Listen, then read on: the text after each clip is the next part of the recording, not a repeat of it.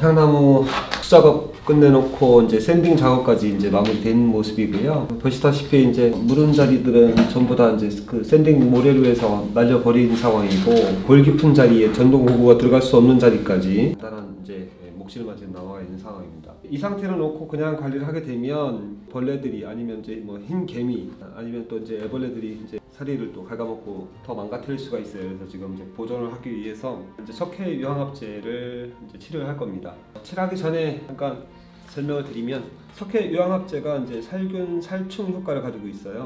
목질 속에 베어 들어가면 이제 충 기운도 못 들어갈 거고, 국제로 보면 이제 그냥 방부제 처리한다고 생각하시면 더 효과적이거든요. 근데 지금 이제 나무가 새순이 움직였고 뿌리가 움직인 상황이라서 주의하셔야 될 부분들, 그리고 이제 제가 지금 사용하고 있는 붓들은 이제 이렇게 일반 우리 그림 그리는 붓들, 이렇게 이제 일반 그림 그리는 용은 이제 붓이 녹아버려요. 않는 종류로 붓을 준비를 했고, 또 이제 이렇게 휴지를 준비했어요. 신문지도 준비했고요.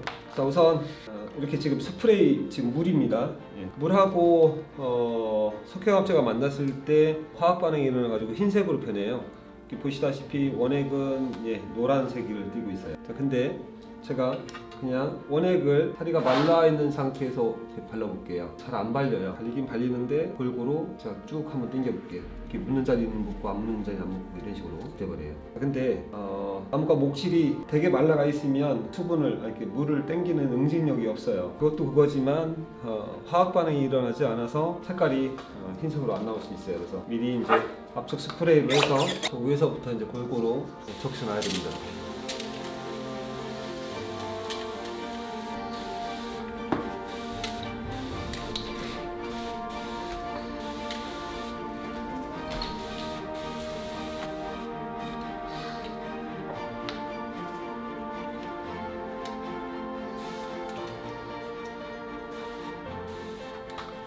제가 이제 칠을 하는 과정에서 석회화합제가 흘러내려서 지금 이제 막 연한 뿌리들이 지금 발달하고 있는데, 그 자리에 석회화합제가 묻어버리면 뿌리가 녹아요. 흘러내릴 만한 자리에 화장지로다 끼워서 화분 표면으로 내려가는 것을 화장지가 빨아당겨줘야 됩니다.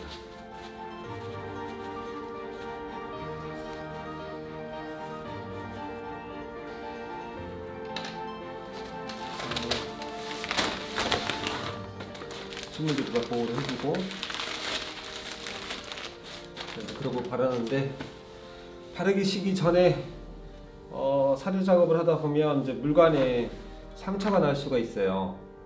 이제 물관에 상처가 난 자리에 석회화합제가 베어 들어가면 자칫하면 이제 가지가 고사하는 경우가 좀 생길 수 있어요. 그러니까 이제 잠자고 있는 동안에는 괜찮은데 지금 이제 새순이 움직이고 수액이 올라왔을 때는 그게 좀 위험한 일이거든요. 그러니까 꼼꼼하게 물관에 상처가 있는지 없는지 확인하셔야 됩니다. 물관에 습기가 있으면 물관 쪽으로 번져 들어가요. 우리가 먹물이 한지에 딱 그 떨어졌을 때 싹 번져 나가는 것처럼 물관 쪽으로 수분이 없게끔 닦아주셔야 돼요. 번져가는 거를 막아줘야 되고요. 찍어서 이쪽에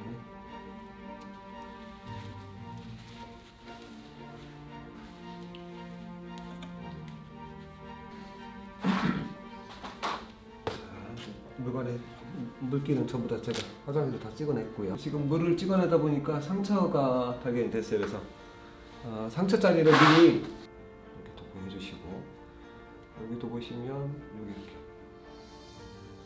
정확도로다가 하다 보니까 상처가 좀 났던 것 같아요. 그러니까 이제 지금 마르고 난 다음에는 상처가 있는지 없는지 잘 몰라요. 근데 여기에 이제 향나무가 송진이, 진이 나오잖아요. 그 진이 나오는 모습이 좀 보이는 건데, 샌딩 작업하다 보면 아무리 조심한다고 해도 조금씩은 상처가 날 수가 있어요.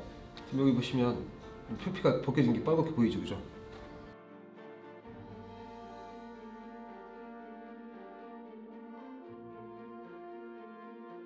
이게 옷에 묻으면 잘 안 져요. 저처럼 작업 앞치마를 들으시고 하시는 것이 좋고.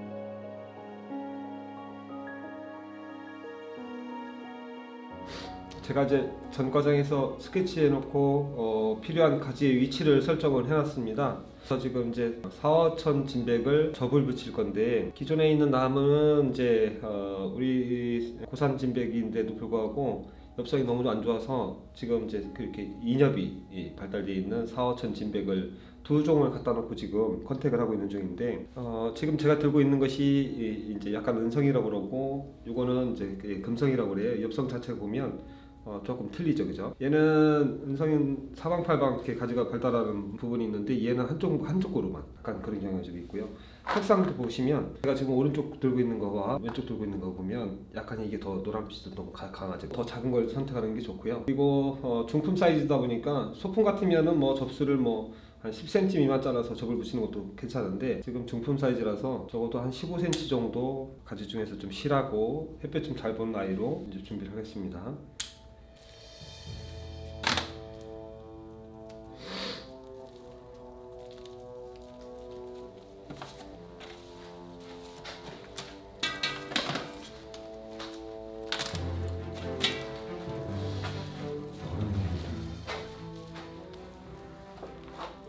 물관이 함몰되어 있는 자리라 보면 방어도 이만큼 떠요.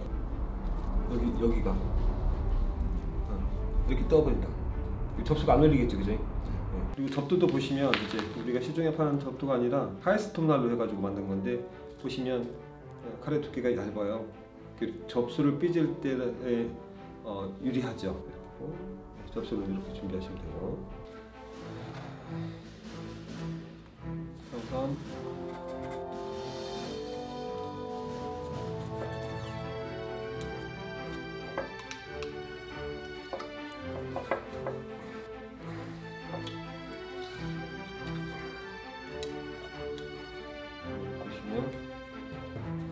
다시 해보면요.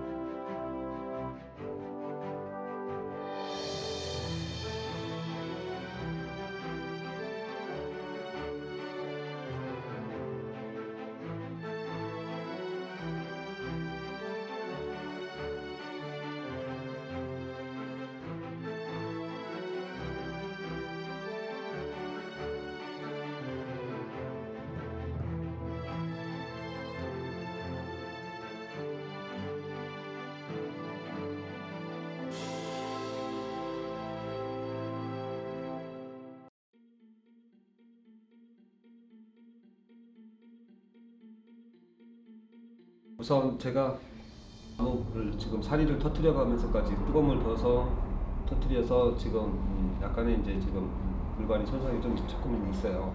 제가 이제 한 가지에도 한 방향으로만, 물선을 한 방향으로만 접을 붙인 게 아니라 사방으로 접을 붙였어요.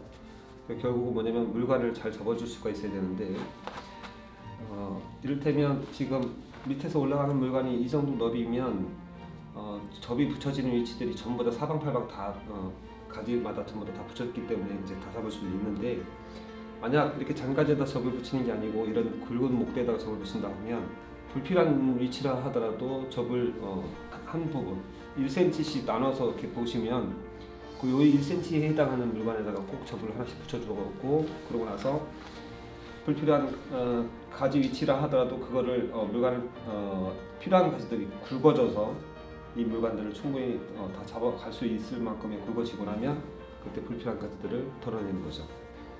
그렇게 이해하시면 될 것 같고, 지금 비번지들이 지금 다 있는데 거기에 지금 거의 다 붙였어요. 그러니까 이제 뭐 물관 손상 될 거는 거의 없을 것 같고, 주의하실 거는 제가 지금 이렇게 끝에다가 이만큼 이제 개봉을 해놓고서 해놓은 이유가 뭐냐면, 이 안에서 열이 채일 수가 없는 구조죠. 이게 약간 개봉이 돼 있기 때문에. 그리고 새순이 잘 밀고 나오는지 확인을 하셔야 돼요. 개봉하는 시기는 약 한 달 정도. 그렇게 이제 작품 하나 만들려고 무려 3년을 준비를 하는. 근데 3년 만에 이게 또 다 되는 것도 아니고, 거기에 또 세월의 때가 늘어서 한 5, 6년 정도는 돼야 전시회를 나갈 수 있을 정도 수준이 될 겁니다. 그때까지 제가 이제 이 나무들을 이제 예비하고 작품을 좀 만들어 갈 계획이고요. 추후에도 이제 제가 이 나무가 어떻게 변화되는지에 대해서 계속 검증 결과를 유튜브로다가 보여드리겠습니다.